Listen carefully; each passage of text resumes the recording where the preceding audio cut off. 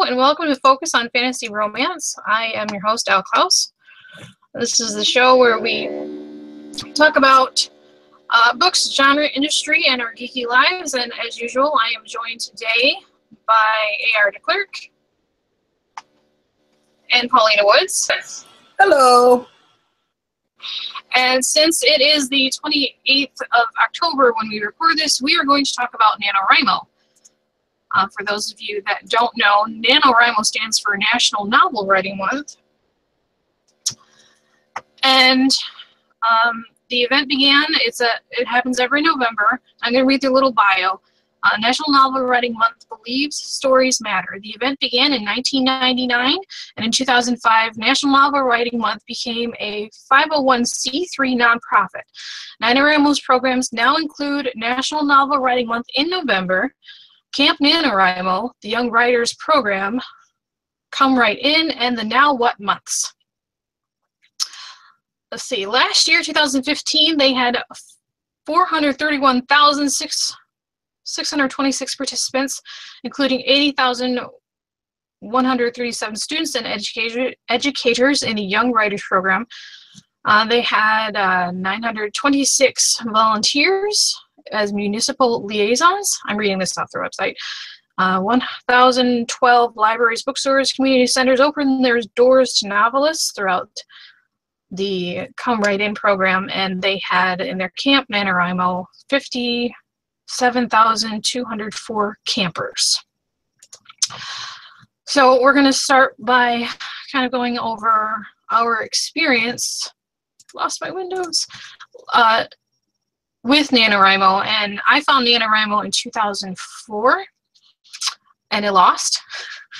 The challenge is to write a 50,000 word novel in a month, the 30 days of November.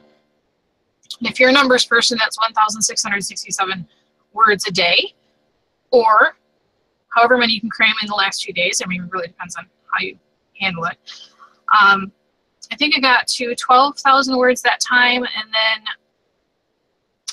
I didn't have a plot, I didn't have a story, so I stopped. I tried again in 2005, made a page, but then 2006 I actually won the first time, and that was Stealing the Wolf Prince. So I, did my happy dance, and I was in the now what phase, which they can help you with.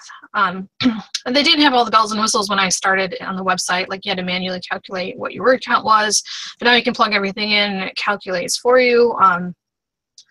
So you can put, I wrote, if you're on day 3, you put your total word count. It says, hey, you wrote this versus yesterday. If you keep this pace up, you'll finish on X date. You need to write this many words tomorrow and every day after to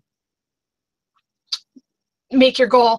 And what I liked about NaNoWriMo is it gives you a deadline, and it makes you ignore your inner editor, the little voice in your head that says, go back and fix it now. It makes you ignore that so that you can get to the end of the draft, because if you don't have an ending, you don't have a story, So I've been doing it since then, and I'm gearing up to do it again next month. And I hope to win. I didn't win last year, but I also had a 2-year-old. That's my excuse. A 2-year-old that doesn't understand boundaries or the fact that mommy's working. So what is your experience with it, AR? Well, first time that I ever attempted NaNoWriMo was actually last year. I joined a writers group here in the Quad Cities, which is where I live, and participating in NaNoWriMo as a group participation, and actually won last year. I did make my 50,000. I finished the novel that I was working on, so I'm hoping this year to win again, obviously, but I can't guarantee anything. It's never a guarantee, but I think the focus of Nano is to force you to write every day and to put aside some time and make it a priority. So hopefully, that's a good habit to get into, and one that I can keep up for the rest of 2016 and on next year's Nano. Paulina, what are your Nano goals? Oh, well, let's see if I can actually get a book out. I have a book I'm working on, so I haven't started it yet. It's going to be about 100K, but I figure if I can get 50 done next month, the next 50 will roll out, and I can get it done this in the 2007, like I'm kind of planning. I've actually never tried this November writing thingy, so it should be fun. I have a habit of only writing when I'm at work. Hopefully no one at work hears this. Oh, well, my managers know, but I usually write at work in a little notebook, bring it home and write from there. So, I mean, I could most likely get about 2K in a day on the days I work. The days I don't work, I really don't write. So my goal, try to make it, at least get half my story done. So, as I said, Stealing Wolf Prince was my first win, and I got it published, and that's the one that won the award. And book 2, I'm in the middle of editing, but I also wrote that in NaNoWriMo, I think in 2012. I have a bunch of rough drafts I need to fix up and publish. But so this November, I'm writing book 3. So book 2 is Deceiving the Bandit Lord, and book 3 is, I'm still not certain on the title, but I think it's Haunting the Noble Hunter, or Haunting the Huntsman. I don't know. I've got to pull out my newsletter. And with Stealing the Wolf Prince, it was based off of a dream that I had. So I knew the key scene, like kind of like the first turning point in the book. And so I was able to take that idea and kind of step back and say, okay, what events need to happen to get to this point? It wasn't an outline in any sense. I didn't write anything down. I just said I knew the scene I wanted to write, and I knew that I couldn't write it right off the bat, or I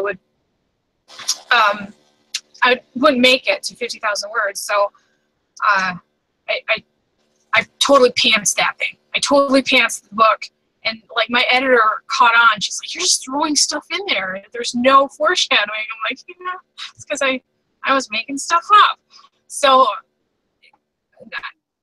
my editor actually complimented me on some of the overhaul I did on the manuscript based on their feedback. But you know, sometimes some of the best stuff comes out when you're just making stuff up on the fly. So I know that I can't outline in the strictest sense of the word. Like I can't say, well, this scene, then this scene, and this scene, because I want things to develop organically. I want the characters to have chemistry.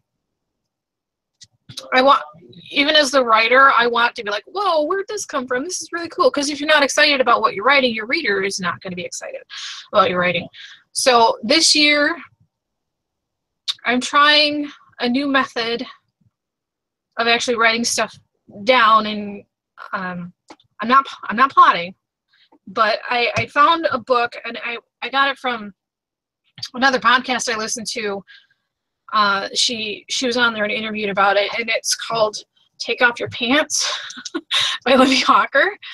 And I mean, she does go over the classic story structure, like the 3-act structure, and then break it down further as to like the inciting moment and the Black Death at the end or something, and what they mean.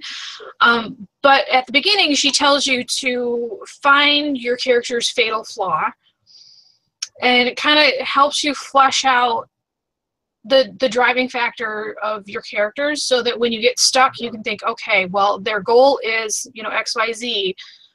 How can they get there and grow as a character? So Take Off Your Pants, I've read it twice now, like once just to kind of find out what it's about, and then now I like reread it. You can see all my bookmarks to help me outline for this book 3. So I'm actually hopeful that it will help me not stare at my computer so long and not know what I'm doing. Because I've had days where I was trying to get my word count, and I'm just staring at the computer. I'm like, I don't have anything. Why am I writing about them eating breakfast? That's like the kiss of death. because no one wants to read about someone just eating breakfast unless they're doing something like having a heart-to-heart conversation, or, you know, but you never want to start your book with, I woke up and ate breakfast, because that's not exciting. So hopefully this helps. And then I found this other book. I don't even know how I found that, but it's called Romancing the Beat by Gwen Hayes. And this is strictly beats for romance novels. So it is more of an outlining book, but it defines every step that you need to hit for it to really kind of flow with the way that romance novels are traditionally read. And if anybody that's written a romance that doesn't kind of follow the structure understands that the readers get kind of angry when you don't follow the rules. So I read this one. It's actually kind of short. I read this one twice too, though, so it's really good. And I made myself some note cards so that like, well, I don't know where to go. Where should I go? And it'll tell you what kind of step you need to take next. And it says you can mix things up, and things are probably going to happen out of order anyway. But I realized when I went back and edited Stealing the Wolf Prince that I edited in or added some of the scenes that had been missing from this type of an outline. I'm like, oh, I guess I knew, but I didn't know that that's kind of the way it was.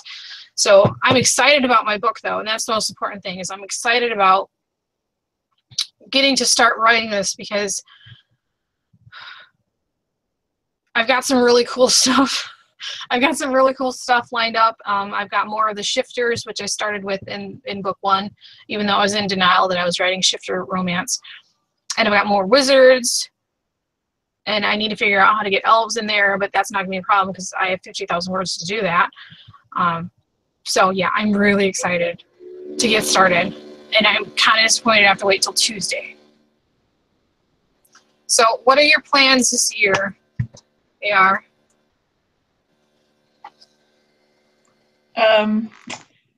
I will approach NaNoWriMo like I approach all of my writing, which means I do absolutely no preparation whatsoever. But I do have an idea of what I'm going to write. So I have a Takamo which has been contracted and will be due to be written. My hope was to complete that during NaNoWriMo. I have been given a couple of species that I'm supposed to write about, and a basic time in the timeline that my story is supposed to happen. And other than that, it's up to me what to write. I have a title. Good to go with that. It's called An Enduring Sun. It's going to be science fiction romance, and it's going to be cyborgs and humans. And beyond that, I have no freaking clue. What I will do for Nano Prep, and this is only because it's a Takamo novel, is I will go back to my timeline, and I will go back to my map, and I will make a few notes that I need to know. Stay on task and make sure that everything for the background is correct, and all the continuity is correct, because Takamo runs on continuity. So that's pretty much the only prep I'm going to do for the novel. I have a good idea of what I am going to be writing about, but I really have no idea who the characters are yet, or what the main is. Something about double agents, I think, is probably where I'm going to go. But beyond that, I don't have a lot of idea. I'm currently working on another novel. 80,000 words. I wanted to pump out 20,000 words before the 1st of November. That gives me 1 weekend and a Monday to finish that. I don't know if that's going to happen. So I may start Nano a little bit late to get my words in, but it won't be on maybe one project. But I'm going to do my best to finish up Redshift so that I can work on An Enduring Sun while my beta readers and my editors are going through Redshift. So that was kind of Nano this year. My writers group, the person who leads my writers group is the Midwest liaison for the Quad Cities for NaNoWriMo. So every other Monday when we, we'll have some topics of discussion and where we are with our nano, and gives you a little motivation to continue writing and to meet your goals. And even if you don't meet your 50,000 word goal, if you make personal goals and you meet those, we kind of applaud that. So I kind of look forward to Nano every year because I go through a slump in the summer sometimes where I'm busy with my kids. They're at home all day. They're constantly chit-chatting my hair when I need to be writing.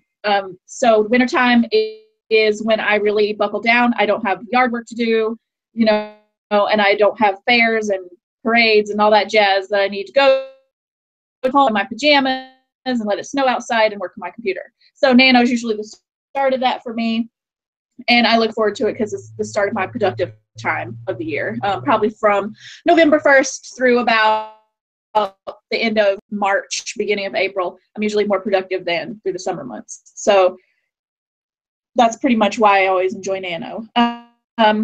There are a couple of books we've been working on at our writers group that I think are good for the writing craft. And one of them is Writing Down the Bones. I don't have a copy of it with me, and I can't recall the author's name right now, but it's just a really good anecdotal craft book that we've been using. It's down to the basics of writing, which is to silence that editor in your head that tells you just don't, constantly go back and revise during your rough draft, which is part of my normal process. Write a section, and then before I open my computer to write the next section the next day, I go back to the very beginning of the manuscript and I read from everything that I've written all the way up to the point where I'm starting today. So I for Nano because it cuts into writing time. So that's one of the things that will alter with my writing process when I'm in the middle of NaNoWriMo. So that will change. I cannot revise and I cannot edit. Otherwise, I won't have enough time. So, yeah, that's about it. Those are my Nano plans. I mean, I'm pretty much a pantser. Outlines are in my head, nothing on paper. I have a general idea. I just kind of go from there. But, maybe someday down the line that may change for me, but hopefully it works out and I meet my goal. So what about you, Paulina? What are your plans for Nano as far as your project? I've decided to work on my sci-fi fantasy. I say mixed it because, they're going to be aliens at one point. But I'm going to work on the fall. I know I talked about it about 4 episodes ago or something like that. I'm thinking about it. I'm still debating if it's the first story in a series or the prelude to the first story in a series or what it is in the series. But so I'm doing all the research now about, if a nuclear plant goes out, what happens, that kind of thing. So I'm working on that right now to see what happens. I'm hoping, cross my fingers, since I have a lot of the main characters already down in my head, I'm hoping I can go ahead and just flush it out really fast, maybe get to like 7K, 75K instead of 50. It's gonna be a little bit difficult, I think, because I'm gonna step away from the fantasy. I have to kind of, because it's science fiction too, I have to kind of keep, the science aspect in mind. So that's where I'm doing my research right now. That kind of, it's already there. Back to what like Amy said about reading, I usually go back like you do and read it and then start at the wherever I left off. But I was listening to I like listening to podcasts that with Stephen King or hear him talk or anything. I love him when he talks. Don't read his stories, but he's very, very good at giving advice. And he actually only goes back and reads a chapter before. So I might just do that to kind of, keep my characters flowing, read the chapter before. But yeah, so I'm writing the fall. That's my goal. It's going to happen. It's coming out. I've been trying to write this book for, oh my God, I've been trying to write this book for 4 years, even before I put out my first book. But I was so scared because it is a bigger book. It's more characters. It's the science fiction reader is way more critical than a fantasy romance reader. So, you know, it's just, I've been so scared, but I figure this is a year. In 2008, in 2017, I'm going to put this book out, you know, and see what happens to the world after I do, because it's a scary one, sort of. But, yeah, so my goal, write the fall and maybe finish or just, you know, get a little award. I need an award. Okay. Anybody hearing that, just give me an award. Just send it to my box. I'm good. Well, are you going to try to write all 75,000 words in 1 month, or are you just going to be happy to hit 50 at the end of November and then continue? My goal is hit 75. If I hit 50, I'm happy. The reason I'm pushing for 75 is because I know that I want to get it to 100,000. 100,000, yeah. If I can get 75, it's there. If I get to 50, I can kind of convince myself not to continue. So I might do November and December as the same, like, you know, right like I did in November and December, so I could just push it through to the 1st and hopefully have it done by the 1st of January. So I'm not really working on anything else right now. Everything else is pretty much done in an editing process. So try to get this done and out and to editor.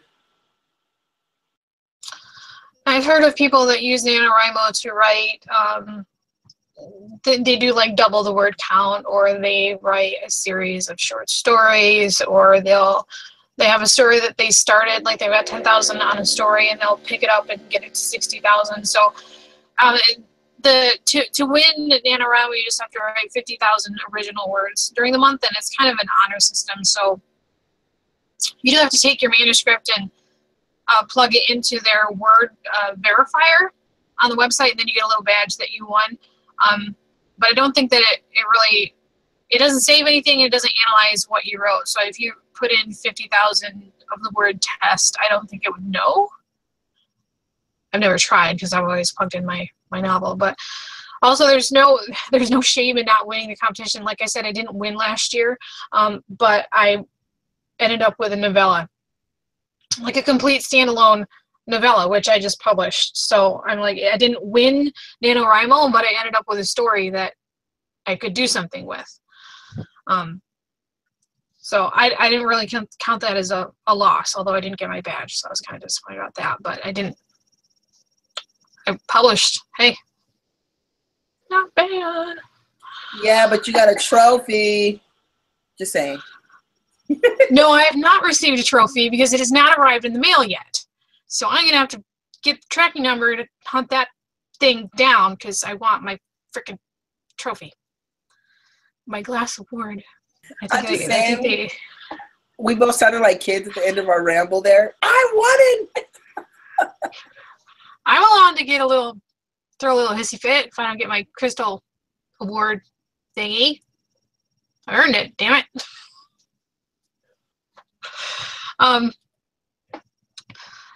But I don't have anything to say. So I think that we covered everything about NaNoWriMo. Anyone can sign up on nanowrimo.org. It's free. I did donate today. Pretty excited. I got the stupid little halo that goes around your picture, but I've been meaning to donate for years because it's what got me over my unable to finish a novel hump. I just wish that I would have pursued publication sooner. But you know, like I said, I've got several novels saved on my computer or printed out that I can turn around, edit, and publish. Assuming I have one that's not salvageable, but everything else I think is pretty viable. I just have to do some like character motivation fixes because I didn't get to flesh them out as much as I'd like. But I mean, it's really been kind of a lifesaver for me. So, my children are going to be walking through soon. Yeah, go through. Go. But, like I said, you can sign up on nanowrimo.org and you can participate. There's a lot of local events. I I got an email from my liaison that there's basically events Monday through Friday all around where I live. And I'm going to try to get out to some of those. I haven't been able to in the past, but they really make it a social event, and they promote literacy with their programs. So, and there's a lot of other books that have been published. I think Water for Elephants might have been one. I can't find the list anymore. They used to have a whole list of all books that were published that were written during NaNoWriMo, but of course can't find it right now. Did anyone else have anything to add for the NaNoWriMo? Otherwise, I'll wrap it up. Wrap it up. Will you repeat that question, please? Did anyone else have anything to add about NaNoWriMo? Oh. Were you being facetious? No, I couldn't hear your question. I don't know. I would just encourage anyone wants to write or possibly needs some extra motivation to sign up for NaNoWriMo, because it's a support system. It's a motivational tool, and I think it is, like you said, for people who are in the mid-novel hump or the scary, oh my God, I'm going to write a novel phase. Paulina, what are you doing? My boyfriend is at work, and this girl's over here getting all this loving. And I'm like, no, no, no, no. My husband's at work too. Thai food. So, all right. But I need him to be here and just lay there and do nothing, but still here. But no, Mother Trucker has to go to work. And then she's all, like, ugh. To say. Some of us are jealous over here. Okay, so in Sorry closing, for interrupting you, Amy. Let's do a little news, because we all wrote a story for an anthology called Reflections of Love that came out between these last few podcasts. It is a free anthology, so I will put a link in the show notes for you to pick up your free copy. Please leave a review, because we love reviews, and I am slowly but surely working on a paperback version of that. So if you love the stories, you can have it permanently forever and ever. And then I think that's it. I hope everyone has a nice night. You can check us out on focusonfantasyromance.wordpress.com. I'll put all the links in the show notes so you'll be able to find us. Give us a like and subscribe. And with that, good night. Good night. Good night, everybody. Happy Halloween.